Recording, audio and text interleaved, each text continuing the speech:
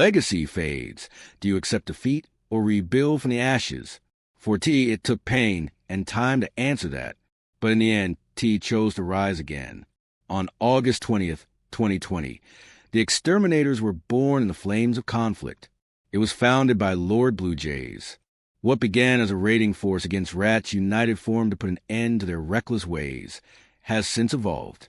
Today, T is a competitive military group with a mission to expand its dominance across multiple Roblox genres through elite combat, discipline, skill, and strategic execution.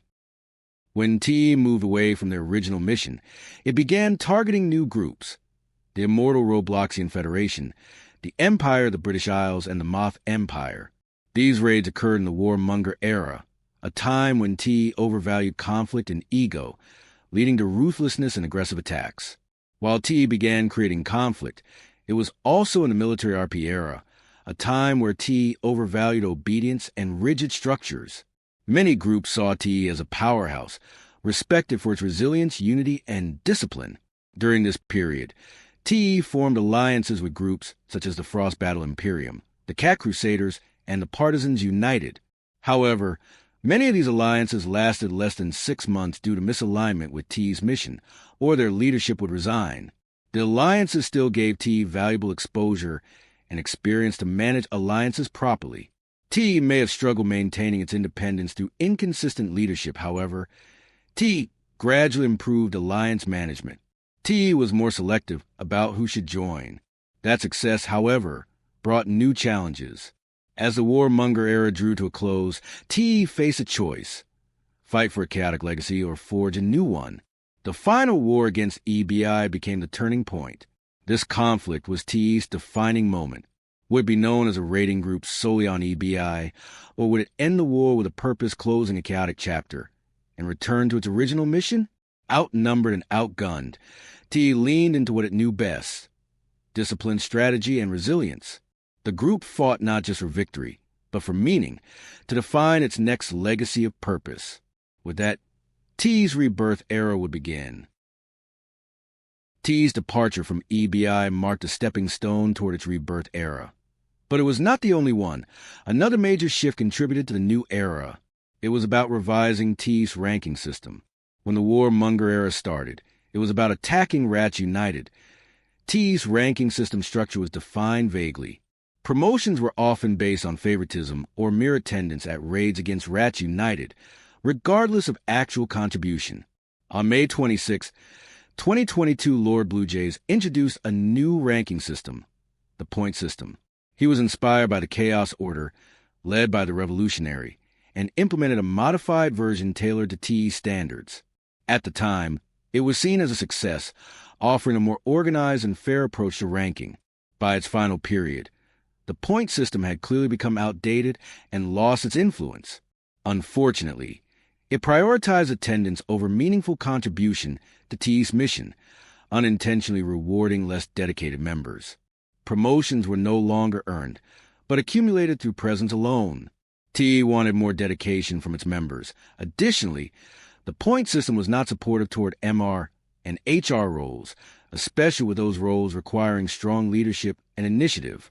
On February 9th, 2025, Lord Blue Jays announced a removal of the point system. He stated an important point: I don't see the point system being effective anymore. I recognize what's missing, and it's the duties of the MRs.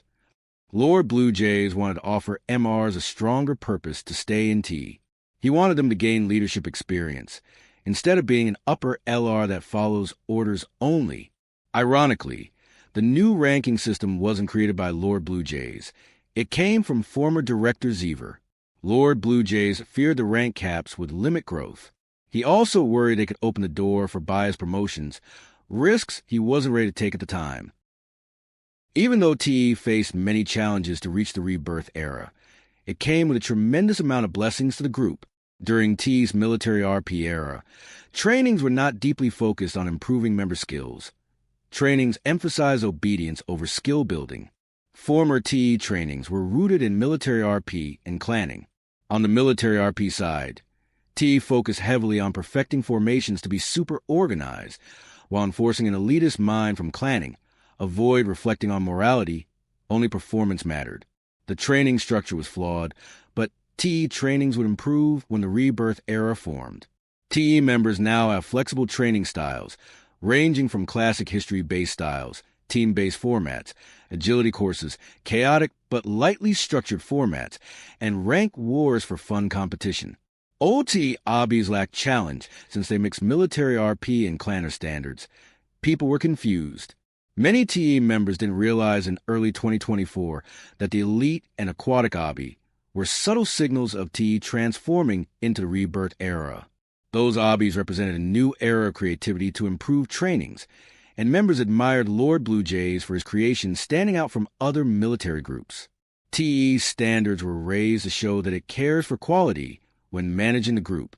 Lord Blue Jays would develop a loyalty quiz to those in leadership positions to see who truly cared for TE. He also raised expectations for how TE's games were managed. He made better thumbnails that reflected TE's standards and team balancing for game to not feel defender-sided. He was determined to steer TE away from a chaotic legacy where power and ego were overvalued. Furthermore, he wanted to create lore of TE's backstory to help members learn from the past. He also began developing new group lore that reflects TE's values, while warning against those it seeks to avoid. The Rebirth era revealed who cared for TE and who only stayed for the hype. It may be an era that rallies less members, but in reality it rallies members that are engaged to fullest, not just present. It was a major sacrifice for TE, but it was worth it. Those that were loyal to TE were happy in the direction it was going. Some members visited former rivals and noticed that even those that rallied 40+ relied on the same schedules for many years, revealing either shallow loyalty disguised as routine or a total collapse when hype faded. TE now sees that control through force was not the answer. The Rebirth era offered TE a path for better morality through redemption, especially with his internal system. It does not mean that TE is on any side. Really, TE is fighting for the right cause. They want to fight with those that value morality and evolution. TE had been through a lot of tough conflicts.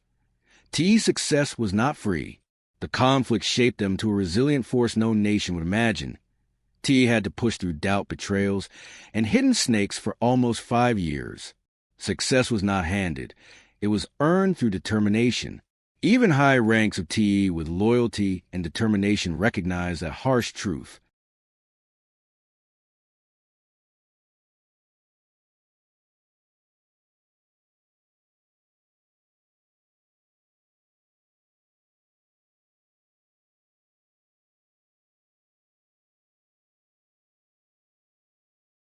After all, TE wasn't built with luck.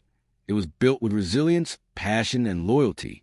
Despite the struggles of the warmonger and military RP era, the Rebirth era offers TE a chance to forge a stronger and clearer purpose. Will TE continue to build something meaningful? Only time will tell. Embrace an order of evolution.